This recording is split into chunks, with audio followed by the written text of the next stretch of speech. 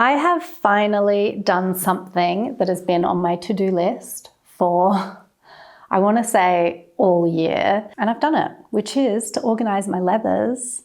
And this is something I should have done ages ago, because if you don't store your leathers properly, they get damaged, which is what's happened in my case.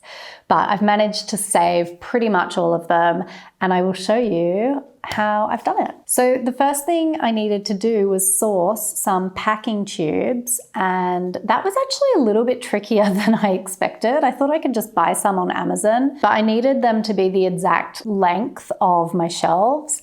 And we ended up finding these from Kite Packaging, which is where we get all of our packing boxes from anyway. So they arrived, and I then had to start the super fun job of sorting through all the leather, which meant taking everything down off the shelves. This was a good exercise to do because I did find some smaller pieces of leather right at the back that I'd forgotten about. And then I rolled them all up and I stored them in color order into the packing tubes, which is really a great way for me to just like quickly have a visual on what colors I have in what different prints and that kind of thing. And if you're wondering why little old me has so much leather, it's because it's not just for my own personal use. I also run workshops here in the studio for shoemaking and bag making. So I need to have a selection of shoe leathers, bag leathers, lining leathers, different colors, different textures, different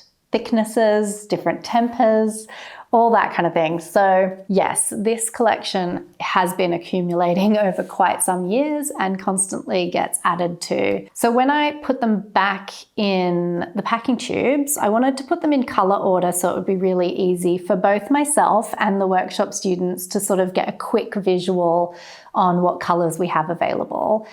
And I'm really pleased with how this worked out. I'm a little bit annoyed at myself for not doing it sooner, but better late than never. In case you don't realize why people roll leather rather than folding it, it's because leather obviously creases and we can't sort of iron it out. Some people do iron leather, but it doesn't behave the same way as fabric. So it's just much safer to keep it rolled so that you don't have creases in it when you go to use it. I hope you found that little storage tip helpful. I'm gonna probably do a few more storage tips on here because I have lots of weird and wonderful ways of storing all of my shoemaking and bag making stuff. So if you like what you see, hit subscribe and I'll see you next time.